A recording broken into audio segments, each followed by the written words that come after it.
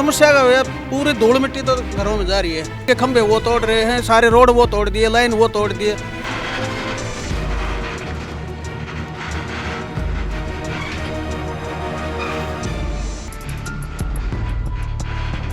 रात ना बस सोन बिना गाड़ी फंस जाती, रात में दरवाजों खटखटावा है।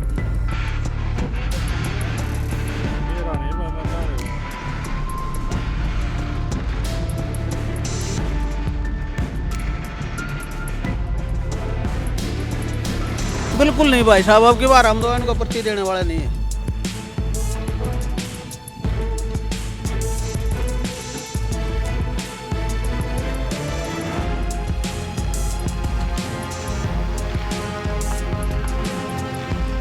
सबको इस चीज़ का मैसेज है, यहाँ तक कि दुष्यंत चौटाला को भी इस चीज़ का मैसेज है। अखोड़ा गांव में ये स्थिति है।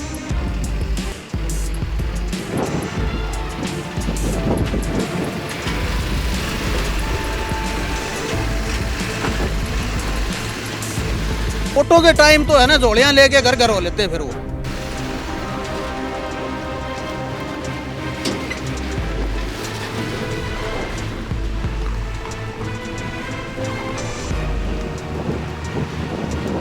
वोट तो दूर की बात, हम ये उसको अंदर गांव के अंदर घुसने भी नहीं थे। अरविंद शर्मा तो ये बोल रहे थे मेरे को खोड़ा गांव का पता ही नहीं है कहाँ पर है।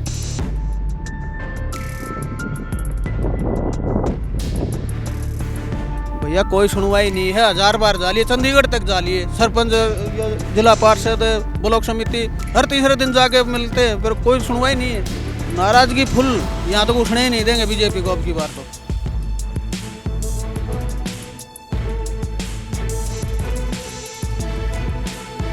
सीटें कहाँ ऐसा ही काम करवाते रहे तो 10 की नहीं, एक भी सीट नहीं आएगी। उनकी खुद की सीट मुश्किल में है।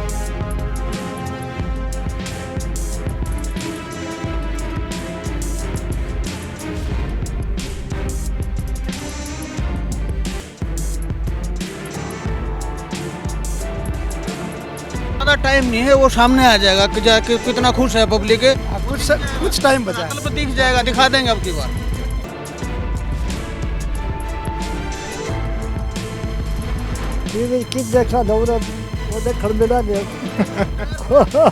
आप सबको नमस्कार। अभी हरियाणा की झज्जर विधानसभा में हूँ और मेरे पीछे जो रोड की कंडीशंस हैं इतनी बुरी हालत में हैं कि यहाँ पर अगर कोई व्हीकल, छोटा व्हीकल आ भी जाता है, 4 पहिया व्हीकल आ भी जाता है तो उसको वह बीच से टिक जाता है और बीच से टिकने के बाद उसकी हालत ऐसी हो जाती है कि उसे किसी दूसरे साधन से जोड़कर, व्हीकल से जोड़कर उसको बाहर निकालना पड़ता है।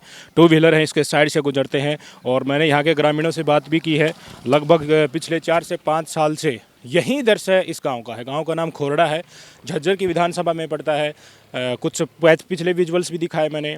इस तरह की रोड की कंडीशन भी दूसरी तरफ भी यही है। मेन जो रास्ता है जो गांव के फिरनी से होकर गुजरता है, उससे बचने के लिए जो हैवी जो ट्रक ट्रॉले हैं जो हैवी लोड लेकर आते हैं वे गांव के अंदर से निकल कर गुजरते हैं। तो गांव के अंदर का दृश्य भी इससे भी ज़्यादा भयानक हो चुका है। उनके अंदर पानी भरा हुआ है और 6 से 7 फीट तक के गड्ढे उसमें बन चुके हैं। अगर कोई अनजान व्यक्ति यहाँ पर आ जाता है, अनइवन सर्कमस्टांसेस में आता है तो उनको पता नहीं चलता और हैवी एक्सीडेंट्स यहाँ पे होता है। जान मान की हानि तक यहाँ पर बड़ी संख्या में हो चुकी है। बीजेपी जेजेपी सरकार जो हरियाणा की है, एक तरफ तो भारतीय जनता पार्टी बहुत ही दम भरती है कि डबल इंजन सरकार लेकर आओ, ऐसा विकास करेंगे कि आपकी कई पुश्तें उसको भुगतती रहेंगी और आपको बड़ा ही आनंद आएगा। पर धरातल पर असल हकीकत क्या है भारतीय जनता पार्टी और जेजेपी की सरकार की हरियाणा में, मेरे पीछे देख सकते हैं। इससे पहले विजुअल्स जो मैंने दिखाए आपको उनको भी देखा। मुझे लगता है कि बीजेपी सरकार के मुख्यमंत्री मनोहर लाल खट्टर जी और जेजेपी के जो उप मुख्यमंत्री हैं जेजेपी पार्टी से, उनकी आंखों का जो चश्मा है वो थोड़ा मोटा हो गया है। उनको धरातल की सच्चाई दिख नहीं रही है।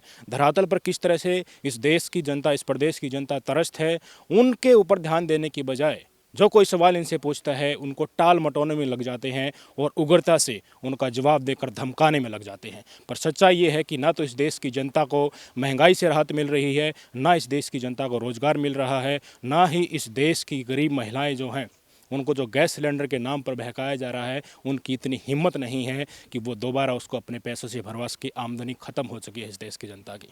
भारतीय जनता पार्टी ने लोकसभा चुनाव 2024 के लिए सिरसा से 2024 के चुनाव का आगाज़ कर दिया है और उन्होंने कहा कि डबल इंजन सरकार का ही परिणाम है जो आज के दिन मनोहर लाल खट्टर जी जो है पूरे हरियाणा में मोदी सरकार की नीतियों को लागू करके हर वर्ग का जो है विकास कर रहा है। उन्होंने कहा, अमित शाह जी ने सिरसा में कहा कि धाकड़ जवान, धाकड़ किसान, धाकड़ पहलवान ये सब मनोहर लाल खट्टर की कृपा से ही उभर रहे हैं।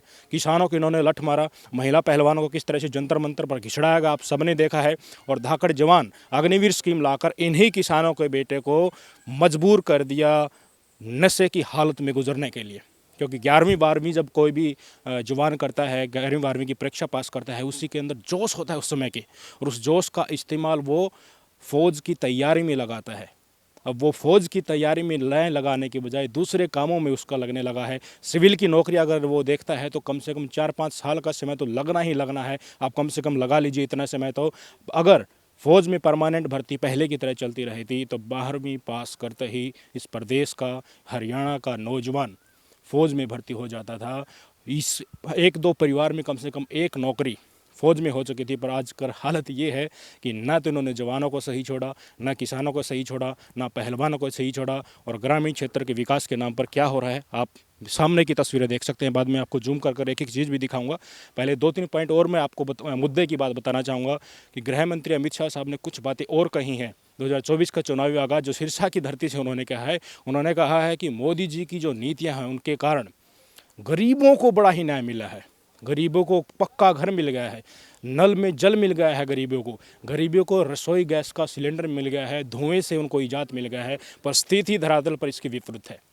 नल में जल की मैं बात करूं तो वहीं 20 साल पहले इस प्रदेश की महिला जिस तरह से अपने सिर पर एक किसी भी मटके में पानी ढोकर एक हैंडपंप से निकालकर पानी लाती थी, वही स्थिति आज पैदा हो गई है, फिर से रिवर्स हो गई, 20 साल पीछे चले गए।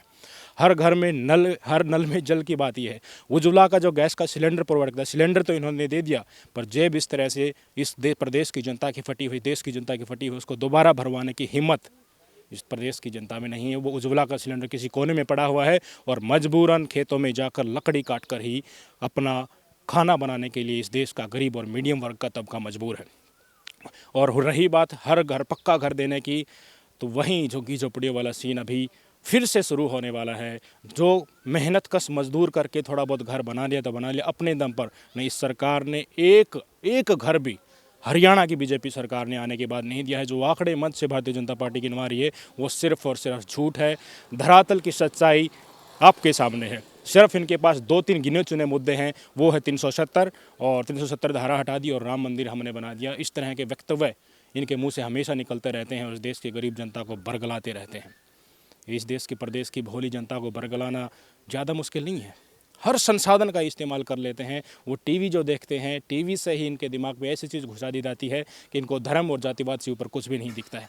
हरियाणा में विधानसभा चुनाव भी हैं। अब 2024 के चुनाव आने से पहले मैं लिख कर दे सकता हूं आपको कि इस प्रदेश में जातिवाद का कार्ड ये खेलेंगे। उसका आगाज़ गृह मंत्री अमित शाह ने कर दिया है कि रोहतक का ही यहाँ पर CM बनता था और मनोहर लाल खट्टर ने पूरे देश में जो है PM मोदी की स्कीमें लागू की है। वास्तव में अगर उस चीज़ को समझने की कोशिश करें तो वो जातिवाद का एक आगाज़ अमित शाह ने किया है कि मेरे नीचे वाले गुर्गो मैंने शुरुआत कर दी है, अब तुम भी लग जाओ।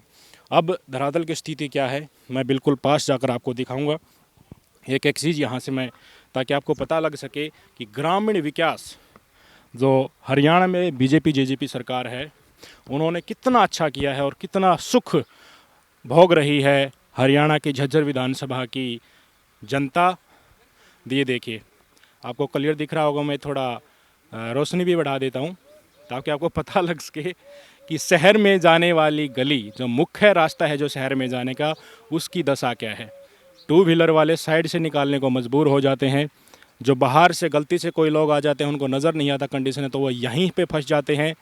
और जिनके पास 4 व्हीलर मुश्किल से है पेट्रोल का खर्चा चलाने के लिए तो वो किसी दूसरे रास्ते का इस्तेमाल ही करते हैं। आप ये बताइए किसी भी कोई भी एक गांव बसा हुआ है उसको शहर में जाना ही पड़ेगा रोज़ की ज़रूरत की चीज़ों के लिए। अगर उसमें ये स्थिति है उस गांव के रोड की मुख्य जो शहर की तरफ जो रोड जाता है उसकी स्थिति ये है, तो आप अंदाज़ा लगा लीजिए कि कौन से नए भारत की बात हो रही है, कौन से नए युग की बात हो रही है, कौन से अमृतकाल की बात हो रही है।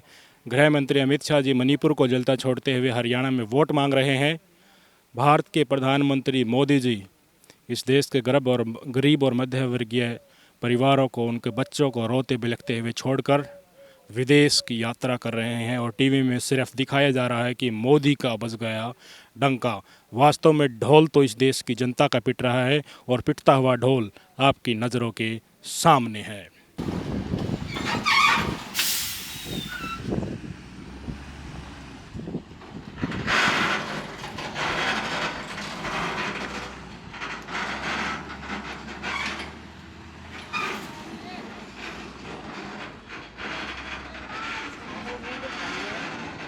मेरा नहीं, मैं